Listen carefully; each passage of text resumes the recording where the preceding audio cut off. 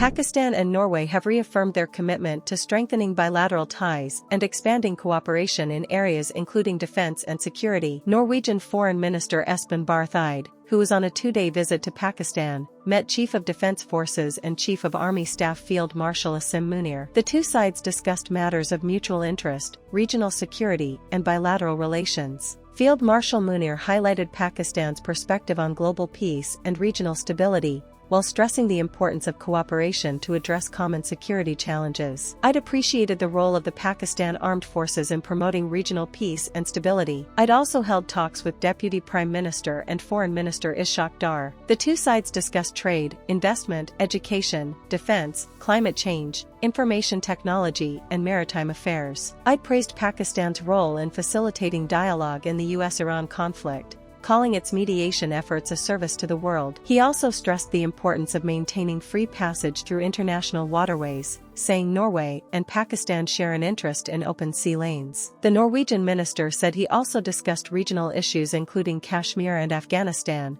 and learned more about the recently signed defense pact between Pakistan, Turkey, and Saudi Arabia. On economic ties, Eide said the two countries were discussing ways to strengthen trade and economic relations. He also highlighted the contribution of the Pakistani diaspora in Norway. Dar said bilateral trade remained below the potential of both economies and needed to be enhanced. He pointed to Norwegian investment in Pakistan, including a joint venture between Yara International and Faji Fertilizer in plant nutrition. Dar also said Pakistan's IT exports to Norway had grown more than fivefold over the past 2 years. The two sides discussed cooperation on climate change and maritime affairs. Dar said Pakistan and Norway had signed a memorandum of understanding under Article 6 of the Paris Agreement in April. They also agreed to enhance people-to-people contacts and continue work on legal pathways for Pakistani skilled workers, while combating human smuggling and illegal migration. During delegation-level talks, the two sides reviewed bilateral cooperation in trade, investment, climate change, maritime affairs and education. They also discussed regional and international developments. Eide described Pakistan's role in the US-Iran conflict as important and constructive and praised the leadership of Prime Minister Shehbaz Sharif,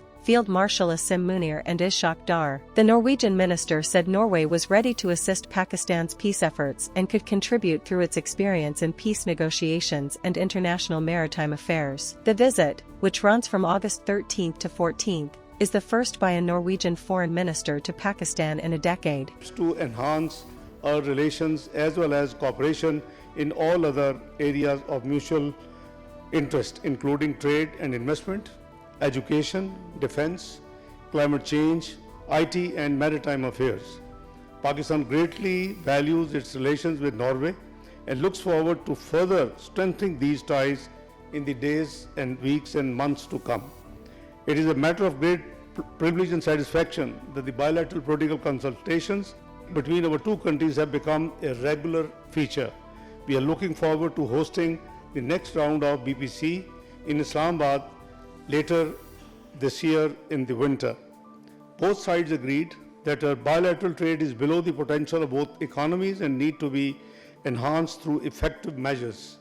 Pakistan offers enormous investment opportunities to Norwegian companies, and it is heartening to see many leading Norwegian companies investing in Pakistan. A renowned Norwegian company, Yara International, is establishing a joint venture in plant nutrition with Faji Fertilizer Company in Pakistan. Ladies and gentlemen, Excellencies, I hope this initiative will be a trailblazer for many more future projects between our two great countries. Not only as the venue, but also as the facilitator of these talks, and I think that what you personally, Mohammad Ishaq Dar, but also your Prime Minister, the Field Marshal, what you have been doing is really a service to the world, and hence also to us. This matters to us as a citizen of the world. It matters also to us as a large shipping nation, because one, as you mentioned it yourself, we share an interest in open sea lanes, in the ability to trade in the high seas, and to respect the very important the Constitution of the Oceans, which is the UNCLOS, the UN Convention of the Law of the Seas. And whatever emerges from this tragic and unnecessary war in the Gulf, we need to protect the principle of free passage. I'm so happy that we see completely eye to eye on what has to be this. And I would like this opportunity again to send a message to anyone involved out there in that conflict, that this issue of free passage and an open strait is not an issue for the warring parties alone. It's a global issue that we have a shared interest in promoting. I was happy to have this opportunity to discuss other regional issues ranging from Jammu Kashmir to Afghanistan, and